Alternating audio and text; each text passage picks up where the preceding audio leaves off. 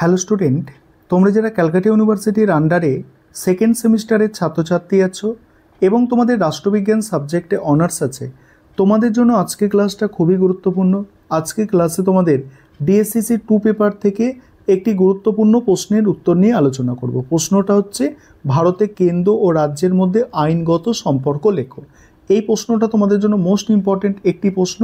কিভাবে প্রশ্নের উত্তরটা গুছিয়ে লিখবে দেখে নাও। এই প্রশ্নটা তোমাদের পরীক্ষায় 10 বা 20 নম্বরে আসতে পারে। দেখো, প্রথমে ইন্ট্রোডাকশন অর্থাৎ ভূমিকা দিয়ে শুরু করবে। প্রথম থেকেই নোটসটা যে উপস্থাপন করছো সেটা যেন ভালো হয়। যেমন ভূমিকা কিভাবে সাজিয়েছি দেখো। ভারতের সংবিধান একটি বিশেষ ধরনের যুক্তরাষ্ট্রীয় কাঠামোর উপর ভিত্তি করে গঠিত, যাকে অনেক সময় কেন্দ্রমুখী যুক্তরাষ্ট্র বলা হয়ে থাকে। এই ব্যবস্থায় কেন্দ্র ও রাজ্যের মধ্যে দায়িত্ব কর্তব্য ভাগ করে দেওয়া হয়েছে। যুক্তরাষ্ট্রীয় ব্যবস্থার মূল বৈশিষ্ট্য হচ্ছে ক্ষমতার বিভাজন, যেখানে কেন্দ্র ও রাজ্য সরকার নির্ধারিত বিষয়াবলীর ওপর আইন প্রণয়ন ও প্রশাসনিক কর্তৃত্ব থাকে। অধ্যাপক ডাইসি বলেছেন, the distribution of power is essential condition of federalism. এই নিরিখে ভারতের সংবিধান কেন্দ্র ও রাজ্যের মধ্যে আইনগত সম্পর্ক নির্ধারণ করেছে। এবার তালিকা অনুসারে ক্ষমতার বন্টন। 3টে তালিকার মাধ্যমে ক্ষমতা ভাগ করে দেওয়া হয়েছে: কেন্দ্র তালিকা, রাজ্য তালিকা এবং যুগ্ম তালিকা।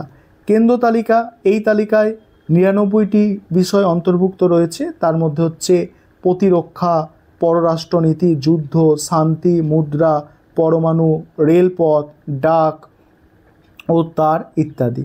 সংবিধানের 246-এর 1 নম্বর ধারায় বলা হয়েছে, এই তালিকায় উল্লেখিত বিষয় কেবলমাত্র সংসদ অর্থাৎ পার্লামেন্ট আইন প্রণয়ন করতে পারে, রাজ্য সরকার এই বিষয়ে কোনো আইন করতে পারে না। এবারে বলা হচ্ছে রাজ্য তালিকা, সেকেন্ড লিস্ট, ঠিক আছে, স্টেট লিস্ট যেটাকে বলা হচ্ছে। 61টা বিষয় রয়েছে। তার মধ্যে পুলিশ, আইন শৃঙ্খলা, কৃষি, স্বাস্থ্য, স্থানীয় সরকার, পূর্ত দপ্তর, মাছ, তারপরে জলসেচ, মাছ ধরা, এইগুলো আছে। আর 246-এর 3 নম্বর ধারায় বলা হয়েছে, এই তালিকায় রাজ্য আইন প্রণয়ন করতে পারে এবং এই বিষয়ে সাধারণত কেন্দ্র হস্তক্ষেপ করতে পারে না। যুগ্ম তালিকা হচ্ছে 52টি বিষয় আছে। সেগুলো এখানে বলা হয়েছে কি কি: শিক্ষা, বন্যপ্রাণী, বিবাহ বিচ্ছেদ, এইগুলো আছে।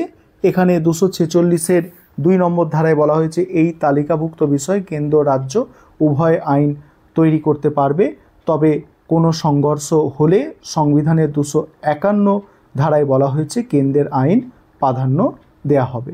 এবার অবশিষ্ট ক্ষমতা, তালিকাভুক্ত না হওয়ায় যে কোনো নতুন অদ্ভুত বিষয়ের ওপর আইন প্রণয়নের ক্ষমতা একমাত্র কেন্দ্রের।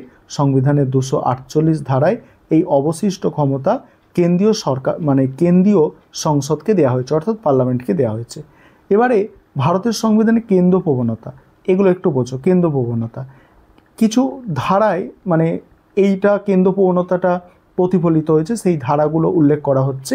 যেমন 249 নম্বর ধারা, এতে বলা হয়েছে দেখো, জাতীয় স্বার্থে রাজ্যসভা যদি 2/3 সংখ্যাগরিষ্ঠতা সহ প্রস্তাব গ্রহণ করে, তাহলে সংসদ রাজ্য তালিকা বিষয়ে আইন প্রণয়ন করতে পারে।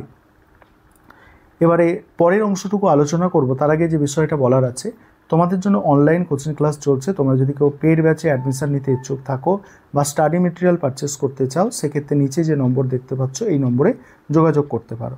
এবার 250 নম্বর ধারাটা একটু বোঝো, যে দেশের জাতীয় জরুরি অবস্থা জারি হলে সংসদ রাজ্য তালিকা বিষয়ে আইন প্রণয়ন করতে পারে।